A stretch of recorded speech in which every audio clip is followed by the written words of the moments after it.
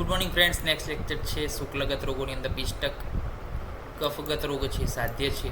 અને પિષ્ટકનો મતલબ શું થાય તો કે રાઈસ કેક. કેવું સ્વરૂપ છે એનું? ઉત્સન્ન એટલે કે એલિવેટેડ છે. સલિલમ રિસેમ્બલ વોટર ડ્રોપલેટ, તો કે જે સ્ક્લેરલ પાર્ટ છે એની અંદર વોટર ડ્રોપલેટ એટલે કે પાણીના બિંદુ જેવું એક એલિવેટ થાય છે સ્ટ્રક્ચર. અને નિભોથમ પિષ્ટ શુક્લો rice like the white colour, અને વ્હાઇટ કલરનું હોય છે, શુક્લ મંડળમાં થાય છે. બિંદુરીઓ ભવતી સપિષ્ટક સમૃદ્ધ, પરફેક્ટલી રાઉન્ડ બબલ શેપનું હોય છે અને વોટર ડ્રોપલેટ જેવું દેખાય છે. એલિવેટેડ છે, વ્હાઇટ કલરનું છે, સ્ક્લેરલ પાર્ટમાં જોવા છે. કલ્પના કરી લો, ત્યારબાદ એમને પિક્ચર બતાવો. તો આને શું કહેવાય? પિષ્ટક તરીકે ઓળખવામાં આવે છે. ચિકિત્સા શું છે? કફ ભવિષ્યની ચિકિત્સા, કફ અધિમનની ચિકિત્સા કરવાની, રક્તમોક્ષણ કરી શકીએ.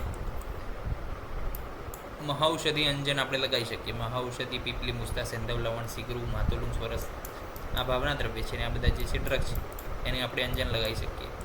બૃહત્યાદી અંજન, પિંગ્યુક્યુલા સાથે એને સરખાવવામાં આવે છે. સિગ્રુવાદી અંજન, વાર્તકાદી અંજન, આ બધા સાથે એને આ બધાથી અંજન એને કરવાનું છે. તો એની અંદર ખાસમાં ખાસ યાદ રાખવા જેવું હોય તો મહોષાદી અંજન અને સિગ્રુવાદી, આ બંને ખાસ પૂછાય છે કે આ બંને અંજનનો પ્રયોગ ક્યાં કરવામાં આવે છે? તો પિષ્ટકની અંદર સિગ્રુવાદી અને મહોષાદી અંજનનો પ્રયોગ કરવામાં આવે છે. અને પિંગ્યુક્યુલા સાથે એને સરખાવ્યું છે. તો આ થઈ ગઈ પિષ્ટક વિશેની માહિતી.